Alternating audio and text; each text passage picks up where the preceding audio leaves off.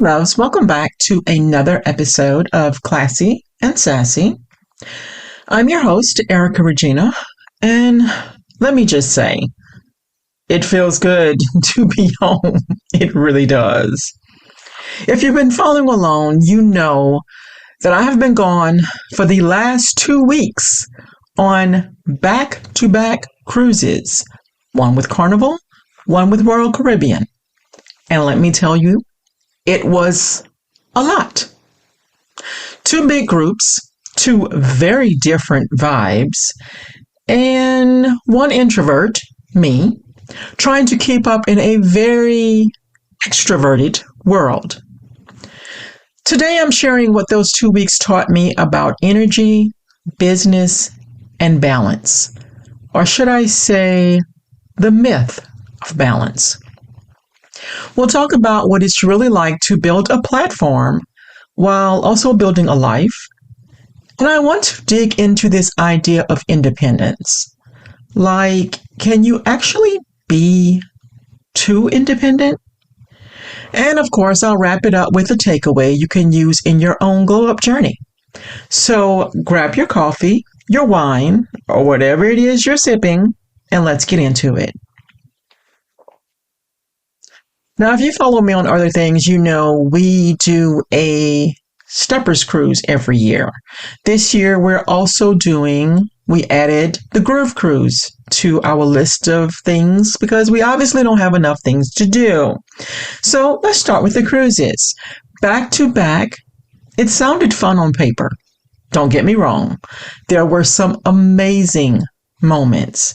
Carnival and Royal are so different in personality.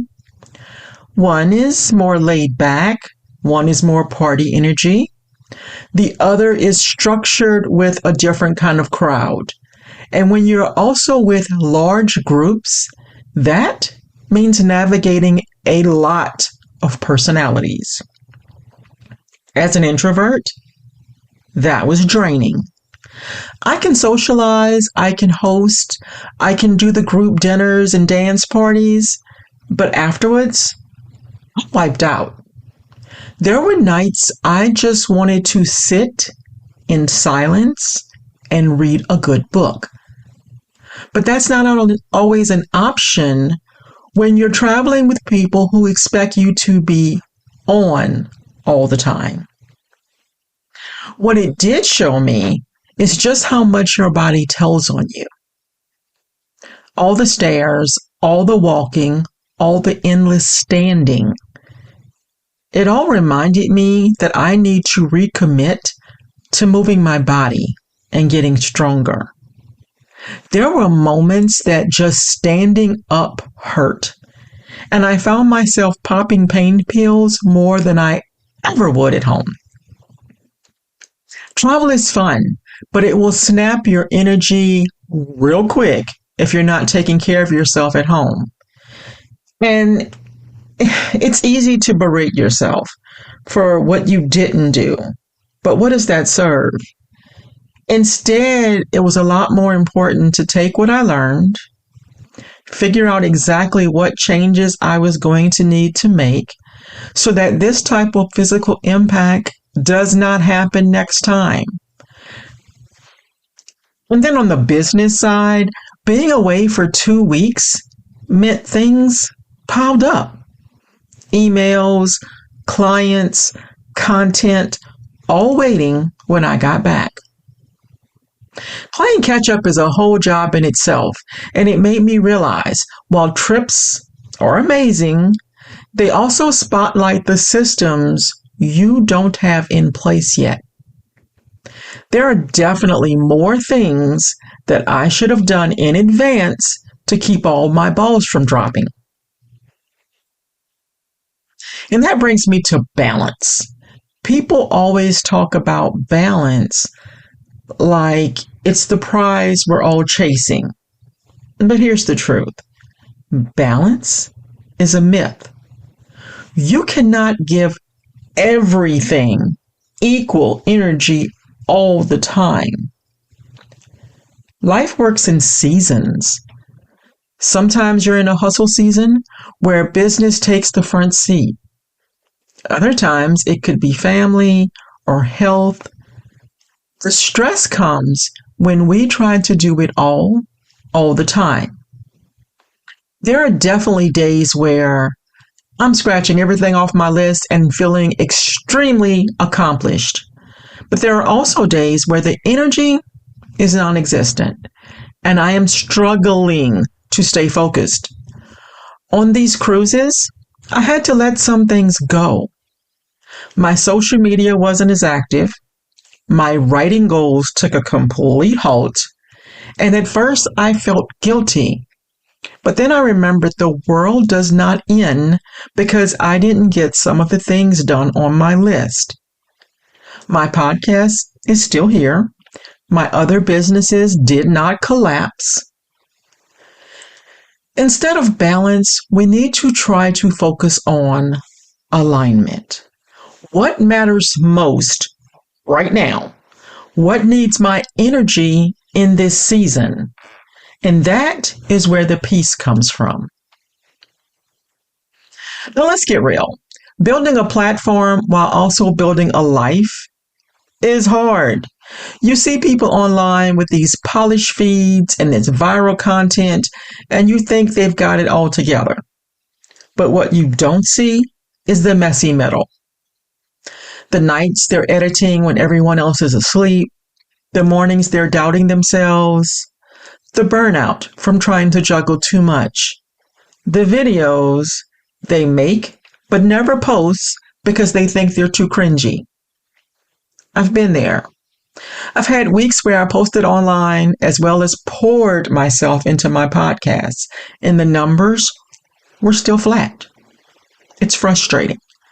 For example, when we were gone, I threw some things up on my TikTok with barely any editing outside of throwing my logos on them. Those did amazing numbers compared to videos I've worked on and edited and done lots and lots of research. It's really easy to want to give up because you're not garnering the impact you were hoping for. But sometimes you have to reframe that because sometimes showing up is the win. Every post, every episode, every connection is actually a seed you're planting. You never know exactly how many people you may be touching who aren't saying a word. Do you know how nice it feels when someone says your podcasts are helping them through something? Or your blogs helped them when they were unmotivated or depressed? Or any of those things? When you're building something, you cannot compare your chapter 3 to someone else's chapter 30. And you also can't neglect your actual life for the sake of a platform. For me, that means remembering I'm a wife, a mother, a friend, and an entrepreneur. If one part of my life is thriving while the other is falling apart, that's not success. That's stress. Now, let's talk independence. We celebrate it, especially as women, and we should.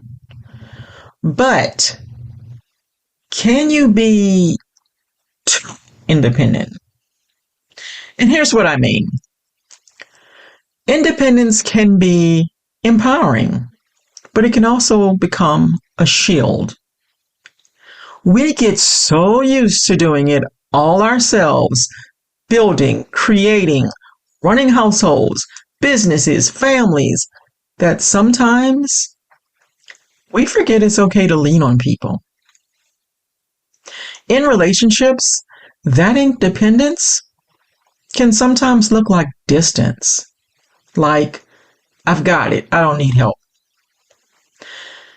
But true intimacy requires vulnerability.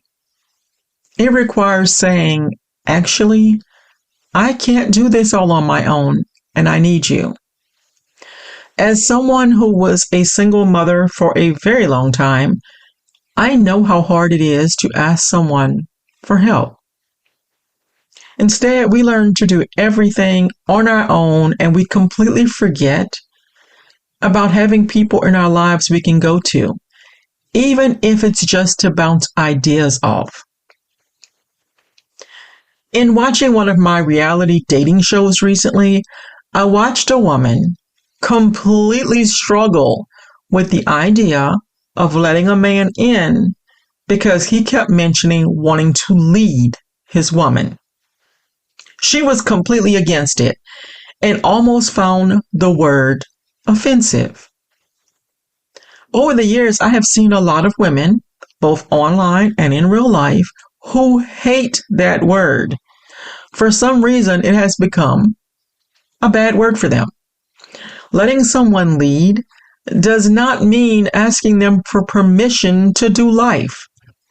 It simply means you trust them enough.